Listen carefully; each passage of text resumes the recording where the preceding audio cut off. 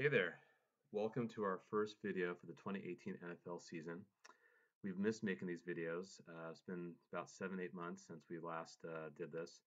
Um, Here we're going to talk about week one NFL DFS lineup construction. So this should help you for your DraftKings or FanDuel lineups or any other daily fantasy site that you wish to play. Um, Hopefully you'll find these helpful. And of course, we all wish to make some money. So let's get to it. So here we have a PowerPoint that I've prepared, um, and I'm going to show a couple lineups at the end of the video. So if you just want to get right to it, fast forward, knock yourself out. But if you want to hear some analysis and the reasons, then hopefully you can stick around for the duration of this video. And I won't keep it too long because I'm about to head out to the Stanford USC game. Go Stanford. Stanford should win 24-17. So there's another prediction. Roll with that if you like. But take Stanford to barely cover and of course the under. But let's talk about NFL DFS. So week one, and again, we really missed doing this. So here we got the lines for all the morning afternoon games tomorrow. And we see that the highest point total belongs to New England and Houston, second highest New Orleans, Tampa, Indianapolis not too far behind, LA Chargers, Kansas City. If you think about implied point totals, then definitely New Orleans has got a high one there. We also see a pretty high one for Minnesota because they're favored by 6.5 points. Baltimore is favored by 7.5, but they played more of a defensive game. That's a low point total. Probably expecting a shootout for New England, Houston, and Indianapolis, Cincinnati. So those are some of the games we're going to really focus on and the players from those games. So two familiar faces, Tom Brady and Rob Gronkowski. So those two guys can really blow up. They can be chalk, but given that there's so many games and people want to play other teams, these guys might get neglected. Of course, Brady is now 40 years old, actually 41 years old, and going to his 19th season. Rob Gronkowski going to his ninth season in the NFL.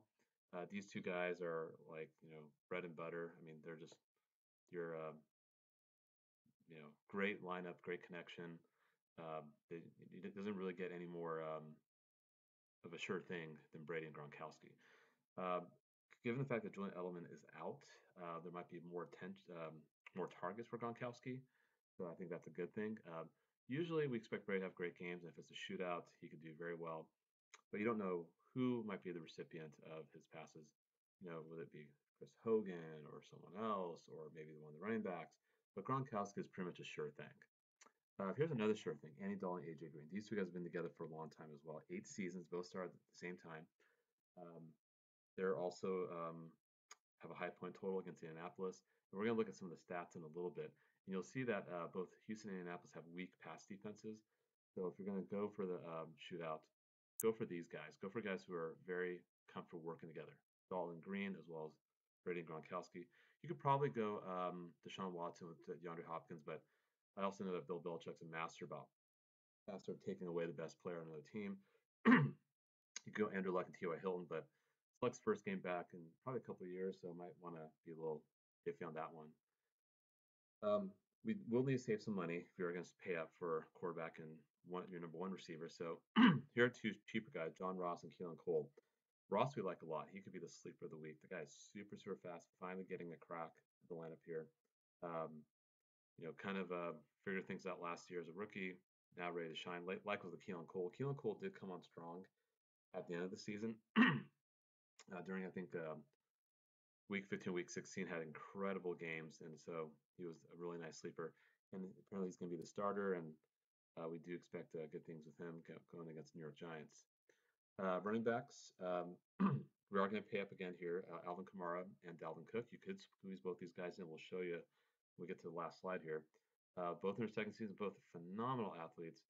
No more Jerick McKinnon in Minnesota, and a bummer he's out for my home team 49ers, but that's another story. But Dalvin Cook will get a lot of attention, or a lot of a lot of the carries. I mean, he'll definitely get a lot of touches for Minnesota. Kamara also will get a lot of touches with no Mark Ingram being suspended for violating this league substance abuse policy. So, and they're both at home, both playing against defenses that are not really that great, and they're favored heavily. So that usually would mean that you expect the run game to do well. David Johnson's another good one. Close point spread between them and Arizona and Washington, but Washington was terrible against the run last year, and David Johnson's back. He's got a lot to prove, so you can probably go with him. James Conner, I think, is going to be very chalky, but I think you'd be remiss not to put him in your lineup, especially that Pittsburgh tends to dominate Cleveland. And not sure if you want to fade him, given how cheap he is and just what a good value he could be. So I think you need to squeeze him as probably your flex. Um, just something about John Ross here. Again, the guy's super, super athletic.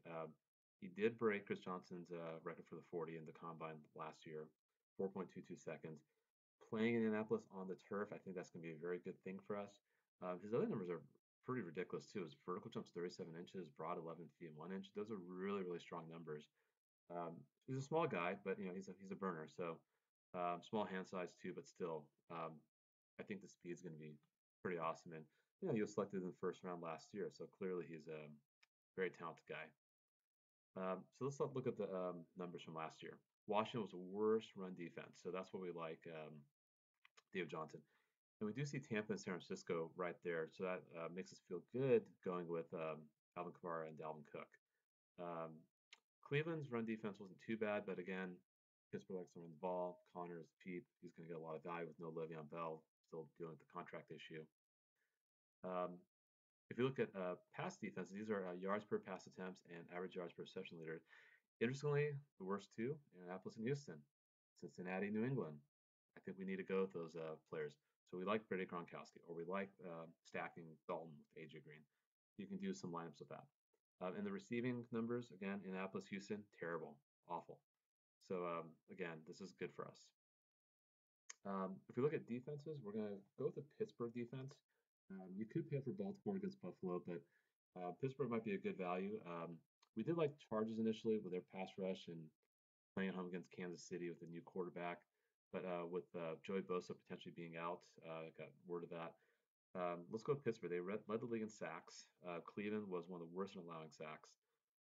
Again, there's ways you can pick up points. Predicting turnovers and defensive special team touchdowns are really, really tough.